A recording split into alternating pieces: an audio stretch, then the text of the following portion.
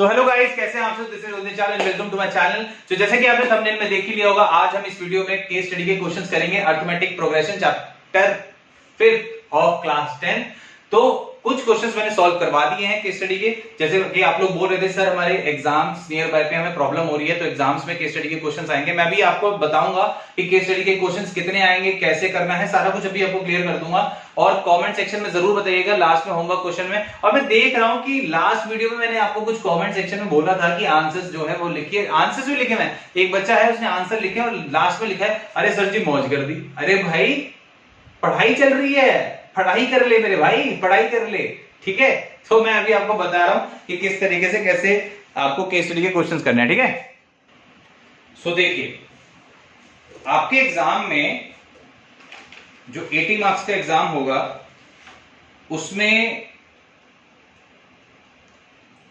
चाहे आप बेसिक वालों के लिए बोल रहे हो चाहे आप स्टैंडर्ड वालों के लिए बोल रहे हो, तो सेक्शन सेकंड में ध्यान से सुनिएगा।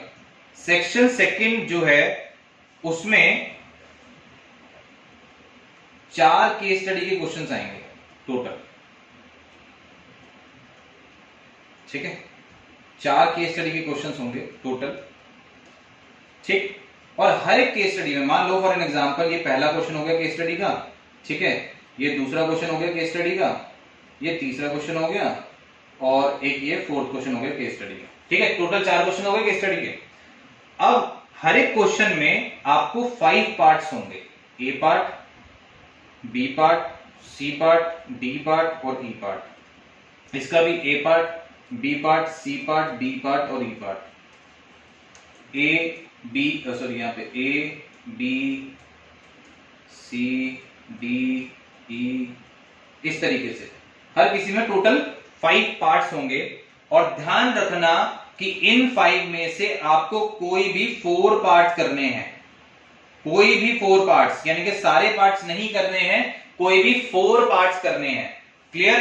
4 पार्ट्स, 4 पार्ट्स, ठीक है। ऐसे इसके भी मान लो आपको जो है डी वाला ऑप्शन नहीं आता तो आप ये वाले कर लो और साथ में ये कर लो। तो हर एक केस स्टडी के टोटल आपको जो है 4 पार्ट्स अटेम्प्ट करने हैं, ठीक है। 4 पार्ट्स अटेम्प्ट करने हैं, तो ये ध्यान रखिएगा। जैसे अब मैं आपको बता दूं, ये क्वेश्चन जो अभी हम सॉल्व करेंगे तो इस तरीके से आप देख सकते हैं कि इसमें ए पार्ट है, बी पार्ट है, सी पार्ट है, डी पार्ट है, ई पार्ट है। तो इसमें से आपको कोई भी जो है 4 पार्ट सॉल्व करने हैं, ये आप ध्यान रखिएगा। क्लियर? सो ये है आपका बेसिक फंडा। तो अब हम वीडियो को स्टार्ट करते हैं, ठीक है। So let us start with our first case study. पहली केस स्टडी से हम स्टार्ट करते हैं।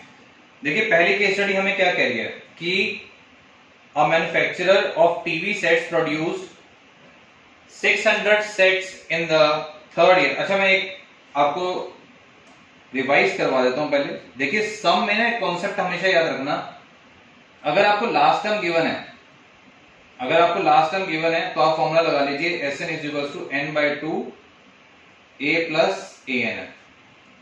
और अगर आपको लास्ट टर्म गिवन नहीं है तो जो बेसिक फॉर्मूला है n/2 2a + n-1 × d, यही फॉर्मूला लगाना है, ठीक है।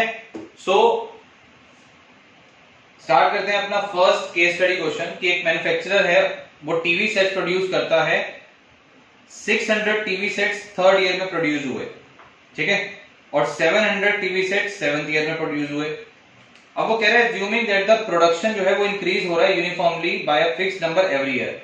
हर साल एक फिक्स नंबर से ये इंक्रीज हो रहा है। सो अब आपको देखो क्या लिखा हुआ है, based on the above information. Above information के बेस पे जो है आपको इस क्वेश्चन का आंसर करना है। तो पहला क्वेश्चन क्या है कि the production in the first year, first year यानी कि फर्स्ट जो पूछ रहा है वो हमें क्या पूछ रहा है, ये एक तरीके से ए की वैल्यू पूछ रहा है, ठीक है। अब डाटा के अकॉर्डिंग अगर हम चलें तो डाटा कहता है थर्ड ईयर, थर्ड ईयर यानी कि A3, जिसको मैं लिख सकता हूं A + 2D, और ये किसके बराबर है, 600 के बराबर गिवन है। साथ ही साथ जो है 7th ईयर में यानी कि A + 6D जो है, A + 6D है किसके बराबर, 700 के बराबर। क्लियर? सो अब ये दो इक्वेशंस अगर मैं सॉल्व करूं तो यहां से ये हो जाता है कैंसिल, और -4D बराबर किसके आ गया, 100 के, -100। सो माइनस से माइनस कैंसिल हो गया। सो D = 100/4, that is 25। So D की वैल्यू 25 आ गई। सो अब अगर मैं इसको सॉल्व करूं, जैसे a प्लस 2d की वैल्यू जो है वो 600 थी, क्लियर, a प्लस 2d की वैल्यू 600 थी, तो यहां से अगर d की वैल्यू 25 डाल दूं तो ये 50 हुआ, is equals to 600। So a की वैल्यू यहां से कितनी आ जाएगी, 550, ठीक है। सो हमने जो डाटा कैलकुलेट कर दिया है वो a हमारा आ रहा है 550 और d हमारे पास कितना आ रहा है 25, क्लियर, ठीक है। सो फर्स्ट पार्ट का आंसर हो जाता है 550, यानी कि ए पार्ट, क्लियर। बहुत इजी है, केस स्टडी से डरना नहीं है, बस एक न्यू तरीका है जो आपके पेपर में ऐड अप हो गया है, ठीक है। तो आपको सारा आता है, ये क्वेश्चंस आपने बहुत सारे किए हैं, बट ये क्या है कि वर्ड प्रॉब्लम टाइप एक क्वेश्चन आ जाएगा। तो अब देखिए सेकंड पार्ट क्या पूछा है, ये थोड़ा ज्यादा नीचे आ गया, ठीक है। देखिए ये हमारा सेकंड पार्ट। अब सेकंड पार्ट पूछ रहा है the production in the 10th year. अब देखिए 10th ईयर पूछे और 10 इयर्स पूछे तो दोनों में बहुत बड़ा फर्क है। अगर 10th ईयर पूछेगा तो उसका मतलब सिर्फ 10th ईयर का बात कर रहा है, और 10 इयर्स का पूछेगा तो उसका मतलब शुरू से लेकर एंड तक। देखिए अब 10th ईयर की अगर बात कर रहा है तो they are asking about A10। So A10 को हम क्या लिख सकते हैं, A10 को मैं लिख सकता हूं A प्लस 9D, यानी कि A की वैल्यू कितनी हुई 550 और D की वैल्यू कितनी हो गई 25। सो 550 प्लस 25 9 जा 225। अब 225 और 550 ऐड हो जाएगा तो आंसर हमारा आ गया 775। सो बी पार्ट यानी कि सेकंड पार्ट जो है 775 is the correct answer of this question, ठीक है। सो इसी तरीके से अब आगे हम प्रोसीड करते जाएंगे फटाफट। तो बहुत इजी हो रहा है क्वेश्चन, मजा आ रहा है ना, ठीक है ना। चलिए अब नेक्स्ट हो रहा है the total production in the first 7 years. अब देखिए टोटल प्रोडक्शन पूछ रहा है 7 सालों में, तो टोटल प्रोडक्शन 7 सालों में पूछा, तो यानी कि आपसे सम पूछ रहा है एक तरीके से, तो सम भी कौन सा S7 वाला, S7 पूछ रहा है। तो S7 आप कैलकुलेट कर सकते हैं, अगर आपको लास्ट टर्म A7 दिया हुआ है तो आप कैलकुलेट कर सकते हैं। अगर आप क्वेश्चन में जाएं तो देखिए क्वेश्चन में क्या लिखा हुआ है, लिखा हुआ है ना 7th ईयर की वैल्यू 700 दी हुई है। तो मैंने अभी आपको जब स्टार्ट किया था तब मैंने आपको फॉर्मूला बता दिया था कि अगर लास्ट टर्म दी हुई है तो आप डायरेक्ट कर सकते हैं। तो S7 का फॉर्मूला आप लगा सकते हैं n/2 a प्लस ANN, ये फॉर्मूला मैंने बताया था। अगर लास्ट टाइम गिवन है n/2 a प्लस ANN, ये फॉर्मूला मैंने आपको बता दिया था, ठीक है। Sn = n/2 a plus ANN। तो a हमारे पास कितना, हमारे को 550 दिया हुआ है और NH का हमारे को 700 दिया हुआ है, ठीक है। सो अब S7 की वैल्यू क्या आ जाएगी, 7/2 मल्टीप्लाई बाय 1250, जो कि आ गया हमारे पास, ये कट अगर मैं करूं सो 2 6 12 carry 2 to the 4 and carry 1, so 625 multiplied by 7, so the answer is 4375। so third part is the correct option of this, ठीक है, समझ आ रहा है ना, इजी है। सो अब इसका फोर्थ पार्ट देखते हैं, क्या पूछा है फोर्थ पार्ट में, इजी है ना। तो ऐसा डरना नहीं है कि केस स्टडी आ गया, केस स्टडी आ गया, हवा बना दिया आप लोगों ने, तो डरना नहीं है। अब देखिए कितना आसान है। Next, find the production during 8th year. 8th year में पूछ रहा है, 8th ईयर में, तो 8th ईयर में यानी कि एक तरीके से A8 पूछ रहा है।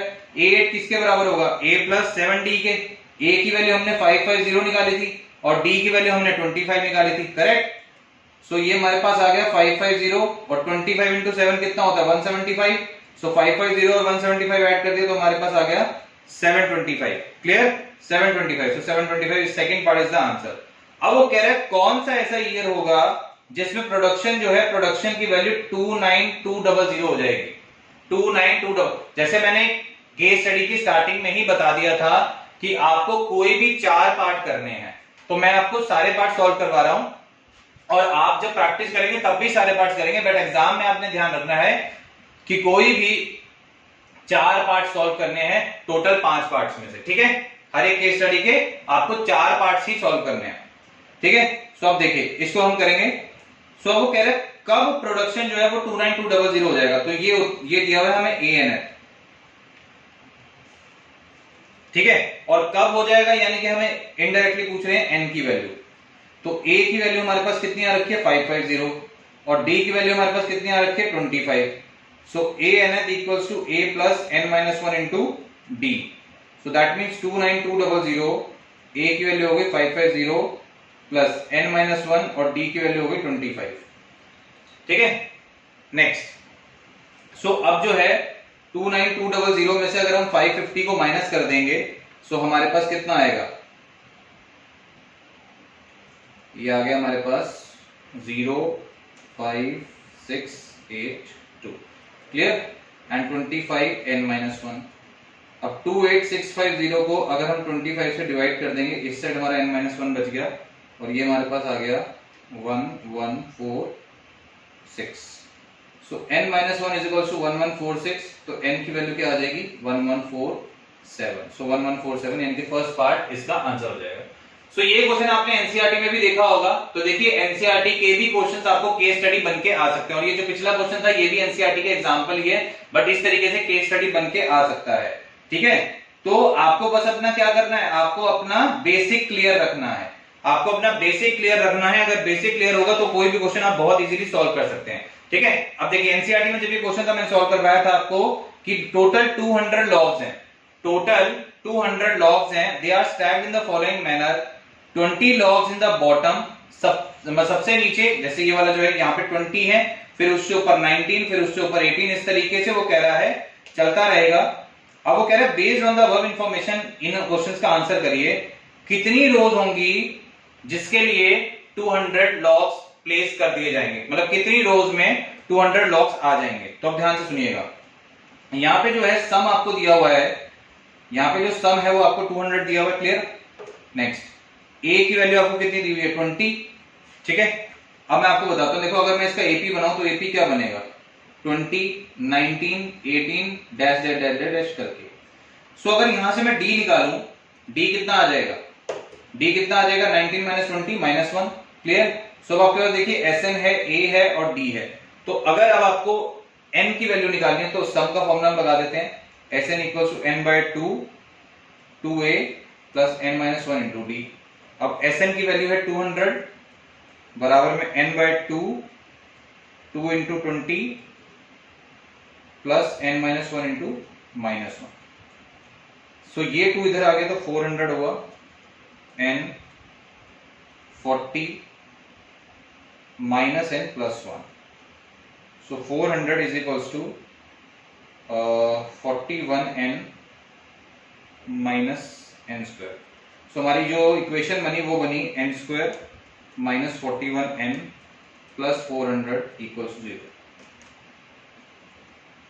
ठीक है, सो बेसिकली ये हो गया n square minus 25n minus 16n plus 400 equals 0। So n minus 25 और n minus 16 equals 0। So this implies यहां से n की वैल्यू आ जाएगी या तो 16 या फिर 25।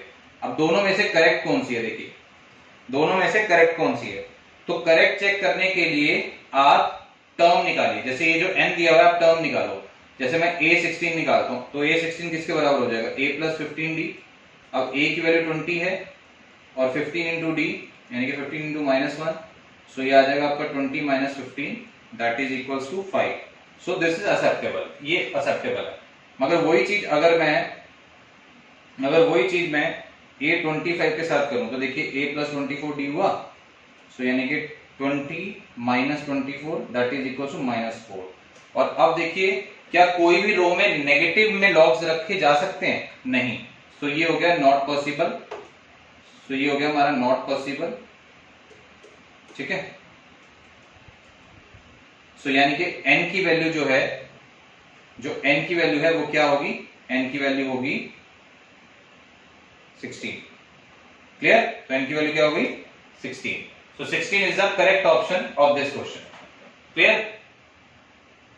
नेक्स्ट, अब कह रहे हैं how many logs are there in the top row, how many logs are there in the top row. देखिए अब मैं आपको बताता हूं टॉप रो कौन सी होगी, लास्ट वाली रो है ना, लास्ट वाली रो। और n की वैल्यू अभी कितनी आई है हमारी, n की वैल्यू कितनी है 16, तो लास्ट रो कौन सी हो जाएगी 16th रो। तो यानी कि ये जो पूछ रहे हैं how many logs are there in the top row, तो यानी कि एक तरीके से 16 पूछ रहे हैं।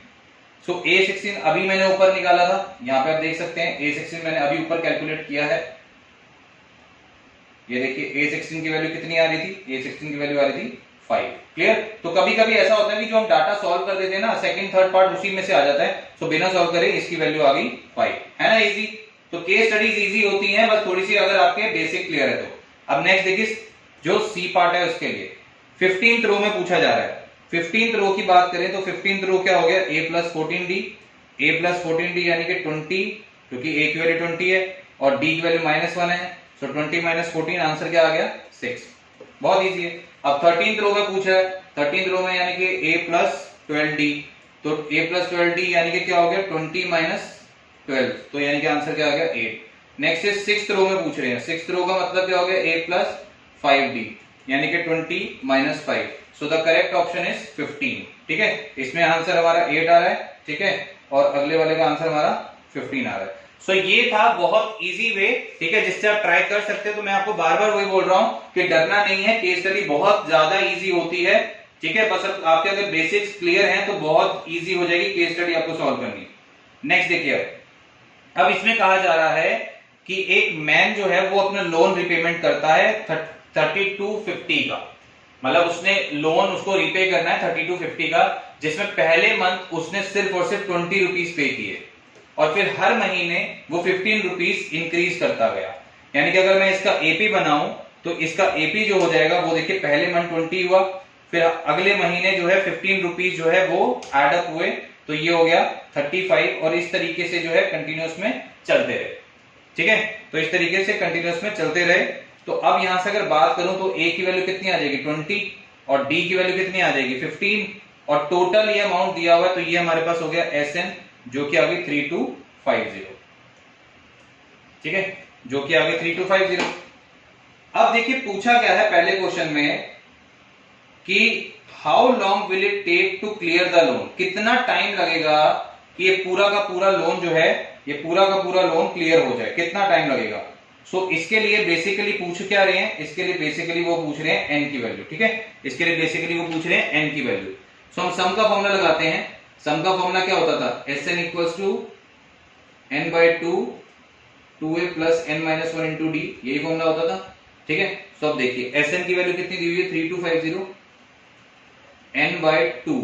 ठीक है, 2a, a की वैल्यू कितनी है, a की वैल्यू दी हुई है 20, तो वो भी मैंने लगा दी, प्लस n माइनस 1, और d की वैल्यू कितनी दी हुई है 15।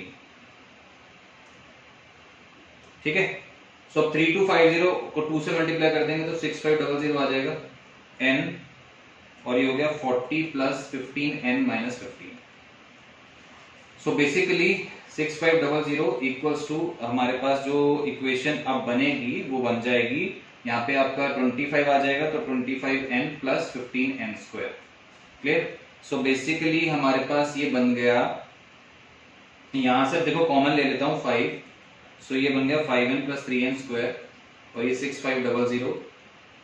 अब इस 5 से अगर 6500 को कट कर दूं तो ये आ जाएगा 1300 के बराबर। तो हमारी जो इक्वेशन बनी वो बनी 3n square plus 5n minus 1300 बराबर 0। अब इस इक्वेशन को सॉल्व करते हैं, मैं यहाँ पे साइड में सॉल्व कर रहा हूं।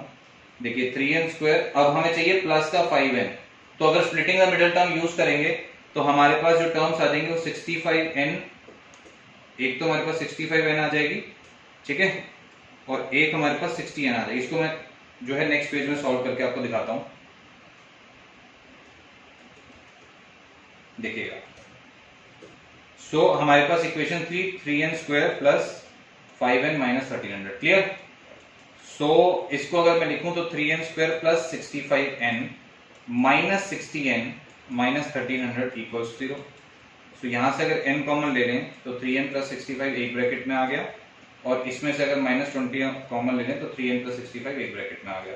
सो बेसिकली हमारे पास बन गया n minus 20 and 3n plus 65 equals to 0। तो this implies n equals to 20, और एक जगह से हमारा n की वैल्यू जो है वो माइनस 65/3 आ जाएगा, which is not possible. So n की वैल्यू हमारे पास कितनी आ रही है 20। क्लियर। सो फर्स्ट पार्ट का आंसर हो गया 20 मंथ्स। ठीक है, नेक्स्ट क्या पूछा है, the amount paid by him in the 10th instalment. 10th instalment is equals to 8n पूछा जा रहा है, जो a प्लस 9d के बराबर हो जाएगा। अब a की वैल्यू हो गई 20 और d की वैल्यू कितनी हो गई 15, सो यानी कि 20 प्लस 135 जो कि आपका आंसर आ गया 155। तो 155 is the correct answer of this question. Next अब देखिए, मैंने इसीलिए ये बी और सी पार्ट ऐड कर दिया ताकि आपको कंफ्यूजन क्लियर हो जाए। देखिए क्या पूछा था, amount paid by him in the 10th instalment, सिर्फ 10th इंस्टॉलमेंट पूछा तो मैंने 8n निकाल दिया। अब क्या पूछा था, amount paid by him in 10 instalments, total 10 instalment में कितना पैसा गया, तो 10 इंस्टॉलमेंट्स में यानी कि S10 निकालना है आपको। अब S10 जो है वो आप निकाल सकते हैं क्योंकि आपको 8n दिया हुआ है, तो n/2 a plus an, an क्या हो जाएगा 8n, सो हमारे पास हुआ ये, कैंसिल अगर कर दें तो ये 5 हो गया, सो 5 और a की वैल्यू कितनी है 20 और 8n कितना अभी ऊपर आया 155, so that means 5 multiply by ये हो गया आपका 175 जो कि आपका आ गया 875। Clear? So 875 is the correct answer of this question. So बहुत इजी हो लग रहा होगा आपको, है ना। अब देखिए, अब नेक्स्ट जो है हम डी पार्ट करने जा रहे हैं, ठीक है। अब डी पार्ट में ये पूछा जा रहा है कि the amount paid in the 9th instalment, फिर से वही 9th आ गया। अब 9th की अगर बात कर रहे हैं तो 9th में क्या निकालना पड़ेगा a9, तो a9 किसके बराबर हो गया a प्लस 8d के, तो a की वैल्यू कितनी थी 20 और d की वैल्यू कितनी थी 15, अब 15 8 हो गया हमारे पास 120, so the correct answer is 140। Clear? अब नेक्स्ट देखिए, the total amount paid in 9 instalment, the total amount paid in 9 instalment, है ना। तो 9 इंस्टॉलमेंट्स में टोटल अमाउंट का भी मैंने आपको बताया, क्या निकालेंगे जल्दी जल्दी बेटा, यस S9 निकालेंगे। सो S9 की वैल्यू क्या हो गई n/2 a प्लस a9, है ना, यही वैल्यू हो जाएगी।